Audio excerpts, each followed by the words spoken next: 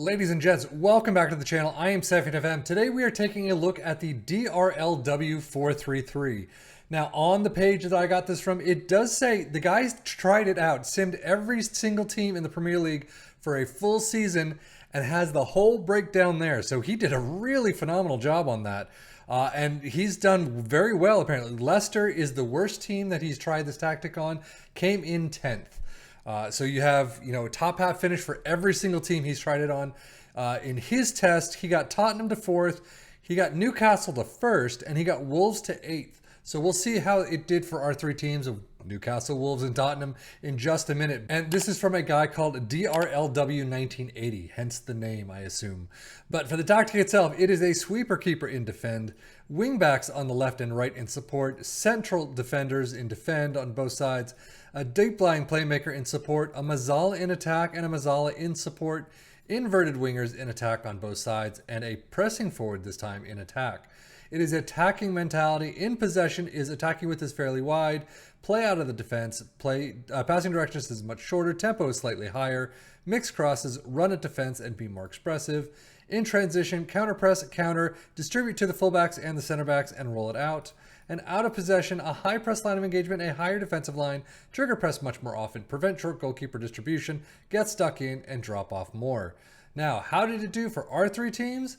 As you can see, not too bad. Tottenham comes in 2nd, so better than his test of 4th. Newcastle in 5th, however, so worse than their 1st that he got in his test. And Wolves in 6th. Wolves came in 8th, was his highest position for them. But Tottenham, 75 points. I mean, well behind Manchester City, but still not too bad. I mean, a game in hand with Liverpool and Arsenal a little bit more. Still, Newcastle with 68, Wolves at 63. I mean, these two are okay, I guess. But again, Chelsea having a bad season, Manchester United having a bad season. These are all going to drive your teams up. Tottenham's schedule looks pretty spotty right now with 75 points. I mean, I can definitely see it. They're through to everything. EFL Cup 4th round, you're through. FA Cup 3rd round, you do lose out 1-2 against Fulham. EFL semifinals, the first leg, 0-5 to Manchester United, and then 0-0 at home. That hurts. There's a nice run here, but Champions League, you are out against Bayern. 4-2 at home win, but 0-4 away from home just sees you out. Newcastle schedule, I mean, you get the points throughout the first 2 months. Only a couple losses here and there. EFL Cup 3rd round against Tottenham, funny enough. But it's just a lot of draws right there. Hopefully you can turn those into wins with your own shouts, your own transfers, things like that. But FA Cup 4th round, you're out against Brentford. It's not a bad run at all. I mean, you got a smattering of losses here and there. A lot of draws is kind of the big issue. But overall, it's a nice sea of green every now and again. Wolves having some nice runs themselves. I mean, EFL Cup 2nd round against Everton, you're out right off the bat immediately. You got some draws, you got some losses. You continue on in the FA Cup up until the semifinals against Leicester, 0-2. That last 2 months of the season just doesn't look all that great. I mean, you got some points, definitely, but 3 losses, then another 3 losses. Not a great way to end the season.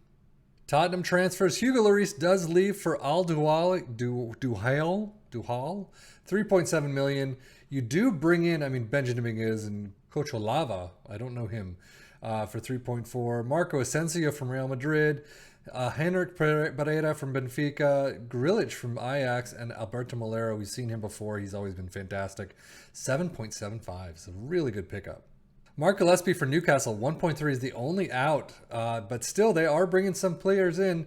Skriniar and Boyomo in September, Alex Scott, Tony Weston, Nichols from Huddersfield, Drewsbury Hall from Leicester, and Odriozola from Real Madrid on loan. For Wolves, Daniel Podence is the only one out, but it does bring in them $5.5 million to bring in the likes of Ascaio from Sporting and Lino Sousa from Arsenal, 6.5. Harry Kane for Tottenham, 45 plus 4. Not too bad. Son with 45 plus 2. Kulusevski with 44 plus 6. Very nicely done. 38 goals for Harry Kane. Another fantastic season for him. But unfortunately, Son with only 11. Asensio with 9. So he's picking it up. That would have been a great to see a full season from him. Assist-wise, 13 for Asensio. Son with 12. And Kulusevski with 9. Average rating, 7.29 for Harry Kane. Not too bad. Kind of on the higher side of average for him. 7.16 Grilic, and then 7.14 for Asensio and Bentancur. Newcastle's Nick Pope, 42 appearances, the high one there. Alan St. Maximin, 41, and then 40 for Guimaraes. Goals-wise, 43 for Alexander Isak. Holy cow. 12 for St. Maximin and Almiron with 10. Assists-wise, 15 for Trippier, 11 for St. Maximin and Willock. And then average rating, 777. Holy, this is Alexander Isak's tactic, no question about it. But 720 for Willock and 720 for Trippier. An absolutely fantastic outing. Jose Sa with 44 appearances for Wolves. Nunez with 43, and then 40 plus 3 for Collins and for Neves. Wait, Nunez and then Neves, whatever. Goals-wise, 20 goals for Jimenez, 15 for Cunha and Sarabia with 12, and then assist, 15 for Sarabia, Nunez with 11, and then Cunha with 9. All these players out on loan, I swear. 750 for Huang Hee-chan, 2 appearances off the bench. He apparently had 2 fantastic appearances off the bench, but Nunez was 718, Jimenez was 716, and then Cunha was 707. Data Hub, all you can see, general performance, they all have very similar structures. Pretty good in attack, as you can see. Overall, shot percentage is the only one that's below, maybe passing percentage as well. Team defending, a little bit shaky.